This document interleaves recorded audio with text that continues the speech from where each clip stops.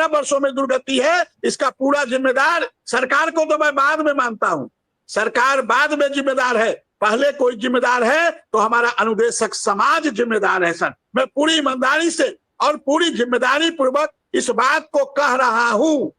आज सवाल हमसे पूछे जा रहे हैं कि बताइए सुनवाई नहीं हो पा रही है।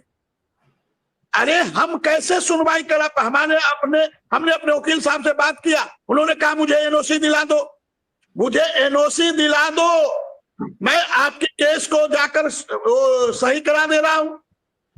और यही वो लोग हैं सर जो एपीसीजी को वहां पर ले गए थे, आपके पास से 3 लोग गए थे, बिना मेरे जानकारी में गए थे और एपीसीजी को लेकर आए और उसके बाद एपीसीजी को का एनओसी इन लोगों ने उसमें खिलाफ दे दिया कि एपीसीजी हमारे खिलाफ नहीं, हमारे को केस में नहीं लड़ेंगे। मतलब जो लोग लेकर आए वो लोग कहे कि नहीं लड़ेंगे। अरे अब एपीसीजी को अनुदेशक समाज का दबाव था कि एपीसीजी को लाइए। अब मेरे सामने धर्म संकट था कि मैं कैसे ला पाऊं, मैं तो वहां पर था भी नहीं, मैं तो उस केस में था ही नहीं। फिर भी उन्होंने मुझे आइडिया दिया कि आप इंटरवेनर बनकर इस केस में प्रवेश करो, और मैं इंटरवेनर बन के इस केस में प्रवेश, तो मैं धन्यवाद दूंगा इलाहाबाद के एक साथी को। इंटरवेनर हम लोग इस केस में प्रवेश किए और फिर हमने एपीसीजी को एनओसी दिया कि आप आइए हमारे केस को लड़िए। तो यहाँ तो मतलब समझ में 11 वर्षों के अनुदेशकों की जो इतिहास लिखा जाएगा ना सर। और जब द्वापर और त्रेता युग था, जब देवता लोग कोई यज्ञ करते थे तो उस समय भी कोई आकर उसमें हड्डी डाल देता था, कोई आकर खून डाल देता था। तो ये सब सर द्वापर त्रेता से चला आ रहा है और ये तो कलयुग है सर, ये तो कलयुग है, यहाँ तो कुछ भी संभव है। तो उत्तर प्रदेश के अनुदेशकों से यही आग्रह करूंगा कि अभी भी सही और गलत को समझो। अभी भी यदि सही और गलत को नहीं समझोगे तो अभी 11 साल हुए हैं, पता नहीं। अभी आप जौनपुर के साथी की बात कर रहे थे ना, रिटायर हो गया ना, भले वो दिव्यांग था, रिटायर तो हो गया, रिटायर हो गया ना। कितना दिन नौकरी किया उसने?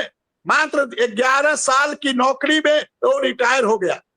अभी तो कई लोग होंगे, तो कहीं ना कहीं अभी भी समय है, अभी भी उत्तर प्रदेश के अनुदेशक इस बात को समझे कि कौन सही है, कौन गलत है, कौन हमारी लड़ाई को सही लड़ रहा है। और सही गलत का जिस दिन अनुदेशक फैसला करना जान गया, पहचान गया, उसी दिन अनुदेशक के किस्मत के द्वार खुल जाएंगे सर।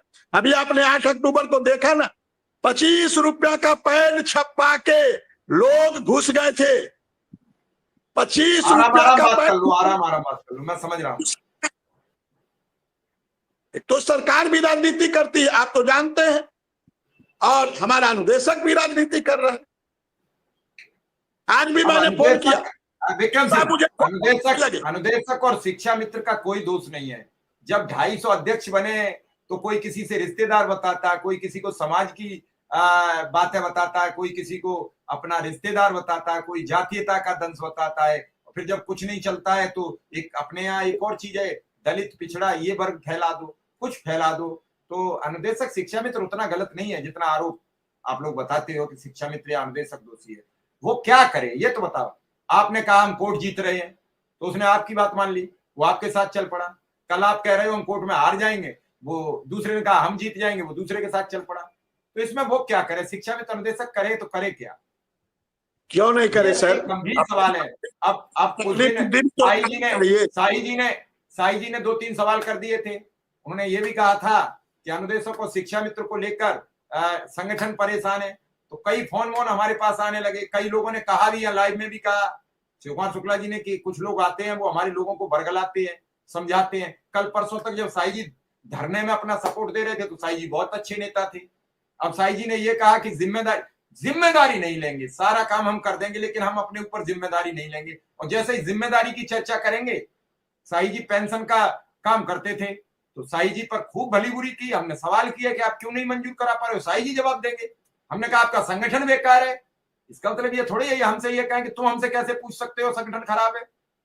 अरे संगठन जब कुछ कर पाए तभी तो संगठन की वाहवाही होगी। जब संगठन कुछ आदि है, न अंत है, न शुरू है, न प्रारंभ है, किसी भी संगठन की, किसी एक संगठन का चर्चा नहीं मैं कर रहा हूं, मैं